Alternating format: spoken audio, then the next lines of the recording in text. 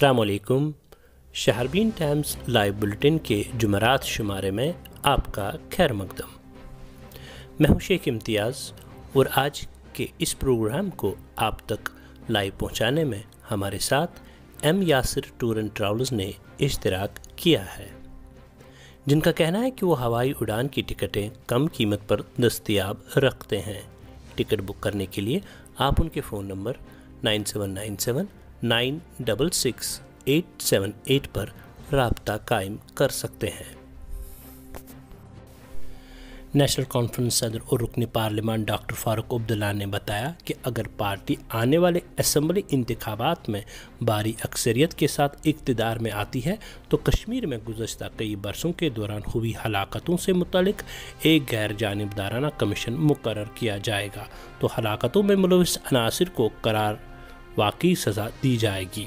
انہوں نے اس بات کا اعادہ کرتے ہوئے کہا کہ ریاست جموں کشمیر میں امن کی بحالی کا خواب تب تک شرمندہ تعبیر نہیں ہو سکتا جب تک نہ کشمیریوں کی عزت و وقار کو بحال کیا جاتا ہے اور پاکستان کے ساتھ تمام تصفیہ طلب امور پر مذاکرات کا آغاز کیا جاتا ہے۔ لائن آف کنٹرول پر ہند پاک کے مابین جاری کشیدگی کے بیچ مرکزی وزیر خارجہ سشما سوراج نے دو ٹوک الفاظ میں واضح کر دیا کہ امن کا جواب امن سے ملے گا تو بات آگے بڑھے گی، کیونکہ بقول ان کے کشیدگی کے ماحول میں امن مذاکرات کامیاب نہیں ہوتے ہیں۔ پڑوسی ممالک بالخصوص پاکستان کے ساتھ پرامن تعلقات کو حکومت کی پہلی ترجیح قرار دیتے ہوئے انہوں نے کہا کہ بھارت عالمی سطح پر امن اور ترقی کے لیے اپنا کردار ادا کرنے کے لیے تیار ہے۔ وادی کشمیر میں 30 برس کے طویل عرصے کے بعد سنیما گھروں کا دوبارہ کھلنا تقریباً طے ہے۔ گرمائی دارالحکومت سری نگر کے سول لائنز میں جہاں ایک ملٹی پلیکس ایک سے زیادہ سکرینوں والا سنیما گھر کی تعمیر کا کام شروع ہو گیا ہے، اس حوالے سے نوجوانوں نے مختلف آراء ظاہر کرتے ہوئے کہا کہ یوٹیوب، انٹرنیٹ اور ٹیلی ویژن نے سنیما گھروں کی افادیت کو ہی ختم کیا ہے اور اگر یہاں دوبارہ سنیما گھر چالو ہوں گے تو نوجوان زیادہ دلچسپی نہیں دکھائیں گے۔ Additional district development commissioner Budgam Khurshid Ahmad Sanai نے سنیچر کو وسطی ضلع بڑگام میں قائم مختلف سرکاری محکموں کا اچانک معائنہ کیا، جس دوران انہوں نے 26 سرکاری ملازموں کو ڈیوٹیوں سے غیر حاضر پا کر انہیں نوکری سے معطل کر دیا۔ ذرائع کے مطابق پاور ڈیولپمنٹ ڈپارٹمنٹ کے اچانک معائنے کے دوران 21 جبکہ R&B محکمے کے 5 ملازمین کو بلا اجازت غیر حاضر پایا گیا۔ اس دوران ADC نے غیر حاضر ملازمین کو فوری طور معطلی کے احکامات صادر کیے ہیں۔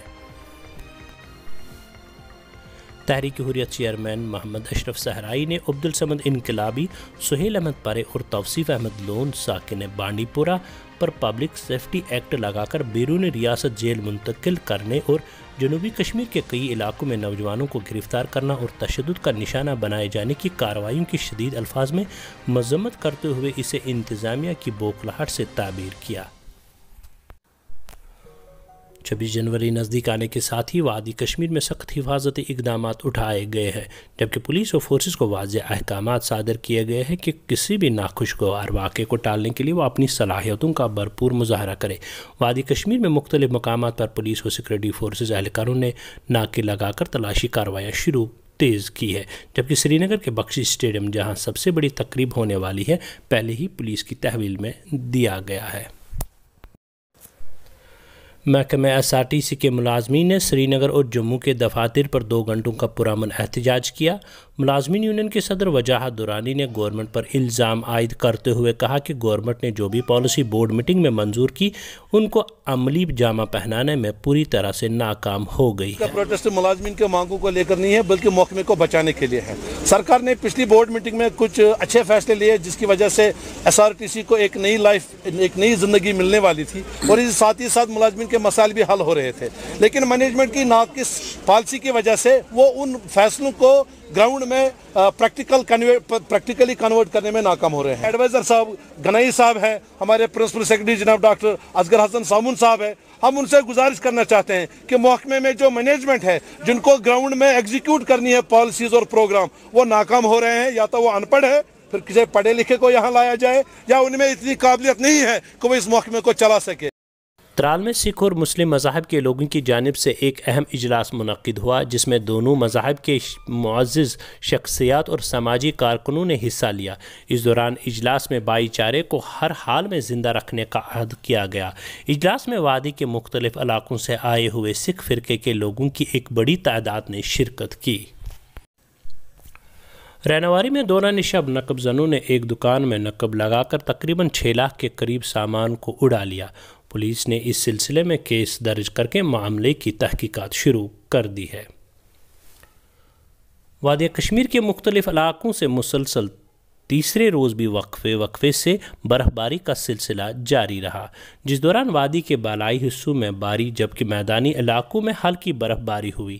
اس دوران برف باری کے دوران روشنی کم ہونے کے نتیجے میں سری نگر بین الاقوامی ہوائی اڈے پر کئی پروازوں کو منسوخ کرنا پڑا جبکہ چند پروازیں تاخیر سے پہنچی، جس کے نتیجے میں مسافروں کو مشکلات کا سامنا کرنا پڑا۔ اس دوران جموں سری نگر شاہراہ پر بھی برف باری کے نتیجے میں دوسرے روز بھی ٹرانسپورٹ کچھ وقت کے لیے متاثر رہا، تاہم موسم میں بہتری کے بعد سڑک کو ٹرانسپورٹ کے لیے بحال کیا گیا۔